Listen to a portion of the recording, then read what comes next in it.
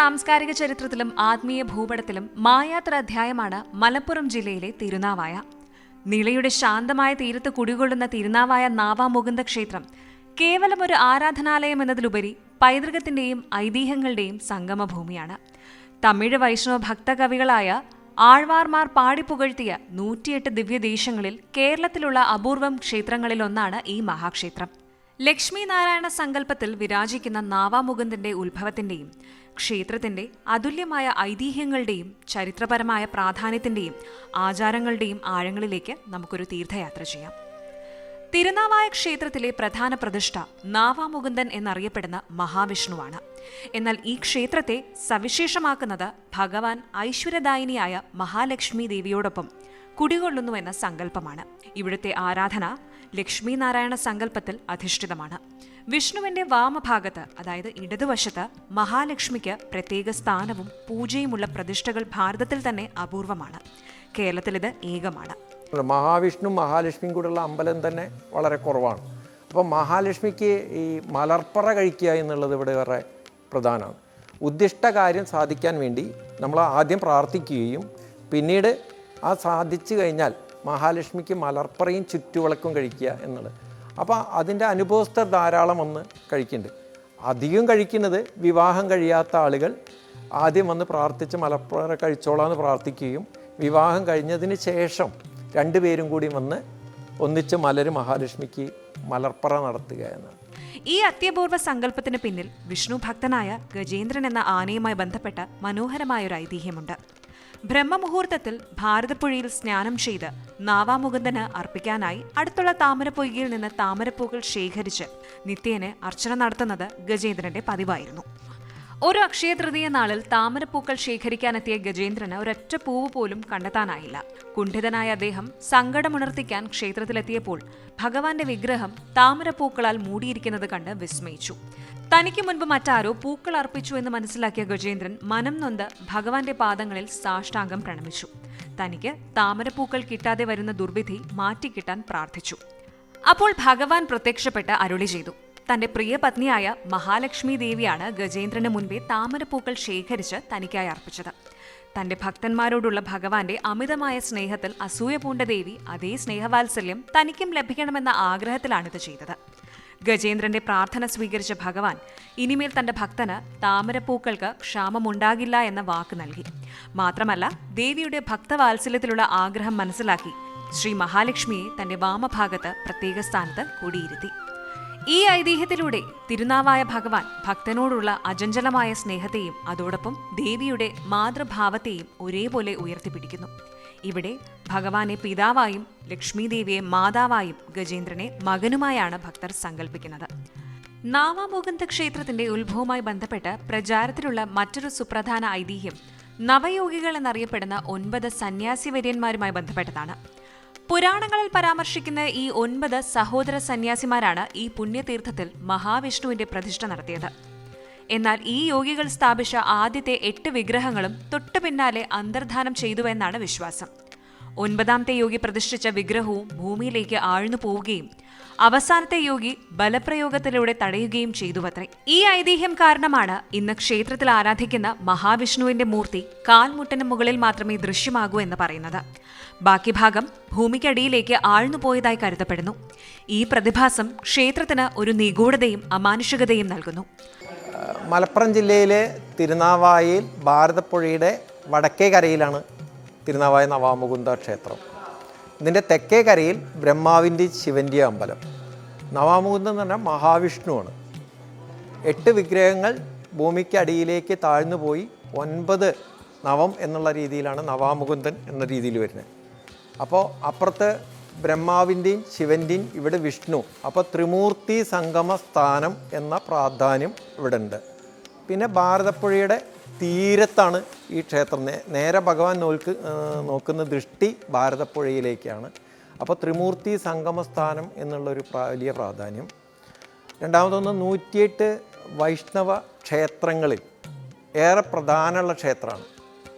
അപ്പോൾ ആഴ്വര് പാടിയിട്ടുള്ള ദിവ്യപ്രബന്ധത്തിൽ ഈ ക്ഷേത്രത്തെ സംബന്ധിച്ച് സവിസ്തരം പ്രതിപാദിച്ചിട്ടുണ്ട്. അതുകൊണ്ട് തന്നെ തമിഴ് വൈഷ്ണവ ഭക്തർ ധാരാളം ഈ ക്ഷേത്രത്തിൽ വരാറുണ്ട്. നേരത്തെ ഞാൻ പറഞ്ഞ പോലെ 8 വിഗ്രഹങ്ങൾ ഭൂമിക്ക് അടിയിലേക്ക് താഴ്ന്നു പോയി 9ാമത്തെ പ്രതിഷ്ഠ. അപ്പോൾ ഈ 8 വിഗ്രഹങ്ങൾ താഴ്ന്നു പോകാൻ എന്താണ് കാരണം എന്നുള്ളത് ശങ്കരാചാര്യരെ വന്ന് മുട്ടിൽ എഴഞ്ഞ് ഇവിടെ ഒരു അതിൻ്റെ പരിശോധന നടത്തിയെന്നാണ് പറയുന്നത്. ഐതിഹ്യമനുസരിച്ച് 9ാമത്തെ പ്രതിഷ്ഠ ഉറയ്ക്കുന്നതിന് കാരണമായി തീർന്നത് പാൽപായസം നൽകിയാലേ താൻ ഉറയ്ക്കൂ എന്ന ഭഗവാന്റെ വ്യവസ്ഥയായിരുന്നു. ഇത് ഭഗവാന്റെ ലീലാവിലാസങ്ങളെയും ഭക്തരോടുള്ള വാത്സല്യത്തെയും ഓർമ്മിപ്പിക്കുന്നു. ആദ്യത്തെ 8 വിഗ്രഹങ്ങൾ അന്തർധാനം ചെയ്തതിന്റെ ദുരൂഹത കാരണം പഴയകാലത്ത് ആഴ്വാഞ്ചേരി തമ്പ്രാക്കളും തിരുനാവായ വാദ്യാനും മുട്ടുകുത്തിയാണ് പ്രദക്ഷിണം വെച്ചിരുന്നതും തൊഴുതിരുന്നതുമത്രേ. കൂടാതെ ക്ഷേത്രത്തിനടിയിൽ നിരവധി വിഗ്രഹങ്ങളുണ്ടെന്ന വിശ്വാസമുള്ളതിനാൽ ഇവിടെ പ്രദക്ഷിണം വെക്കുന്നതിന് ചില ചിട്ടവട്ടങ്ങളുമുണ്ടായിരുന്നു. ആദിശങ്കരാചാര്യരുമായി ബന്ധപ്പെട്ട ഒരു കഥ തിരുനാവായ ക്ഷേത്രത്തിലെ മഹാലക്ഷ്മി പ്രതിഷ്ഠയുടെ ഭാവമാറ്റത്തിന് കാരണമായതായി വിശ്വസിക്കപ്പെടുന്നു. ആദ്യകാലത്ത് മഹാലക്ഷ്മി 2 കൈകളും വരദമുദ്രയായി നൽകിയിരുന്നു. ഇത് തിരുനാവായയിൽ അമിതമായ ധനസമ്പത്തിനും നാട്ടുകാരിൽ ഐശ്വര്യമതത്തിനും കാരണമായി. ഇതറിഞ്ഞ ശങ്കരാചാര്യർ ദേവിയെ ധ്യാനിച്ച് പ്രത്യക്ഷപ്പെടുത്തി. അഹങ്കാരം ഇല്ലാതാക്കാനായി ദേവിയുടെ ഒരു കൈ താഴ്ത്തി വരദമുദ്രയിൽ നിന്ന് കീഴ്പോട്ടാക്കാൻ അഭ്യർത്ഥിച്ചു. ശങ്കരാചാര്യരുടെ അഭ്യർത്ഥനയനുസരിച്ച് ദേവിയുടെ ഒരു കൈ താഴോട്ട് വന്നുവെന്നും അതോടെ ഗ്രാമം കടുത്ത ദാരിദ്ര്യത്തിലേക്ക് വീണുവെന്നും പറയപ്പെടുന്നു. സമ്പത്ത് അധികമാകുമ്പോൾ ഉണ്ടാകുന്ന അഹങ്കാരത്തെക്കുറിച്ചുള്ള ഓർമ്മപ്പെടുത്തലാണിത്. തിരുനാവായയെ ദക്ഷിണകാശി എന്ന് വിശേഷിപ്പിക്കുന്നതിന് പിന്നിൽ പരശുരാമനുമായി ബന്ധപ്പെട്ട ശക്തമായൊരു ഐതിഹ്യമുണ്ട്. ക്ഷത്രിയരെ കൂട്ടക്കൊല ചെയ്തതിന്റെ പാപം തീർക്കാനും മരിച്ച ആത്മാക്കൾക്ക് മോക്ഷം നൽകാനുമായി പരശുരാമൻ ഇവിടെ എത്തി നിളാതീരത്ത് ബലിതർപ്പണം നടത്തി നാവാമുകുന്ദനെ ദർശിച്ചു. പരശുരാമന്റെ പിതൃതർപ്പണം അലഞ്ഞുതിരിഞ്ഞ ആത്മാക്കൾക്ക് സായുജ്യമേകി. ത്രിമൂർത്തി സംഗമസ്ഥാനമായതിനാൽ ഈ പുണ്യതീർത്ഥത്തിൽ നടത്തുന്ന ശ്രാദ്ധക്രിയകളും പിതൃതർപ്പണവും പിതൃക്കൾക്ക് മോക്ഷകാരണമാകുമെന്ന വിശ്വാസത്താൽ തിരുനാവായ ദക്ഷിണകാശി എന്നും അറിയപ്പെടുന്നു. അമാവാസി നാളുകളിൽ ആയിരക്കണക്കിന് ആളുകൾ ഇവിടെ ബലിയിടാനെത്തുന്നു. ബലിതർപ്പണത്തിന് ഇവിടെ രാവിലെ ധാരാളം ആളുകൾ വരുമല്ലോ. അപ്പോൾ എല്ലാ ദിവസവും രാവിലെ 5 മണി മുതൽ ബലിതർപ്പണം തുടങ്ങും. നാടിൻ്റെ നാനാഭാഗത്തു നിന്നും ധാരാളം പേര് ഇവിടെ വരും. 15ഓളം കർമ്മികൾ, ക്ഷേത്രം അംഗീകരിച്ച കർമ്മികളുടെ മുഖ്യ കാർമ്മികത്വത്തിലാണ് ബലിതർപ്പണങ്ങളൊക്കെ നടക്കുന്നത്. അതിൽ തന്നെ ഇപ്പോൾ ഈ കർക്കിടക വാവ്, ഇനിയിപ്പോൾ 21-ാം തീയതി തുലാവാവാണ്. തുലാവാവ്, കുംഭവാവ്, ഈ വാവുകൾക്കൊക്കെ വലിയ രീതിയിലുള്ള ഭക്തജന തിരക്കുണ്ടാവും. ബലിതർപ്പണം കഴിഞ്ഞ് ക്ഷേത്ര ദർശനത്തിന് പോകുമ്പോൾ മരിച്ച ആളുടെ പേരും മരിച്ച അന്നത്തെ നാളും പറഞ്ഞ് തിലഹോമം, സായുജ്യ പൂജ, താമരമാല, ഗീതാപാരായണം തുടങ്ങിയ പ്രധാന വഴിപാട്, തിലഹോമം കഴിച്ച് സായുജ്യം, അത് മോക്ഷം കൊടുക്കാൻ, പിതൃവിന് മോക്ഷം കൊടുക്കാൻ തിലഹോമം, സായുജ്യ പൂജയും തുടങ്ങിയ വഴിപാടും കൂടി കഴിച്ചിട്ടാണ് ആളുകൾ തിരിച്ചു പോവുക. മാർക്കണ്ഡേയ മഹർഷിയുടെ മൃത്യുഞ്ജയം എന്ന കഥ തിരുനാവായയെ തൃപ്രങ്ങോട്ട് ശിവക്ഷേത്രവുമായി ബന്ധിപ്പിക്കുന്നു. 16-ാം വയസ്സിൽ കാലൻ തേടിയെത്തിയപ്പോൾ മാർക്കണ്ഡേയൻ നാവാമുകുന്ദനെ ശരണം പ്രാപിച്ചു. ഭഗവാൻ വിഷ്ണു അവനെ രക്ഷിക്കാനായി ശ്രീകോവിലിന്റെ പടിഞ്ഞാറ് ഭാഗത്ത് ഒരു വാതിലുണ്ടാക്കി പുറത്തേക്ക് ഓടിച്ചു. ഇന്നും ക്ഷേത്രത്തിൽ അടഞ്ഞുകിടക്കുന്ന ഈ വാതിൽ കാണാം. തുടർന്ന് മാർക്കണ്ഡേയൻ തൃപ്രങ്ങോട്ട് ക്ഷേത്രത്തിലെ ശിവലിംഗത്തെ ആശ്ലേഷിക്കുകയും അവിടെ പ്രത്യക്ഷനായ പരമശിവൻ കാലനെ വധിക്കുകയും ചെയ്തു. പിന്നീട് ശിവൻ മാർക്കണ്ഡേയന് എന്നും 16 വയസ്സായിരിക്കട്ടെ എന്ന് അനുഗ്രഹിച്ച് മൃത്യുഞ്ജയമൂർത്തിയായി അവിടെ കുടികൊണ്ടു.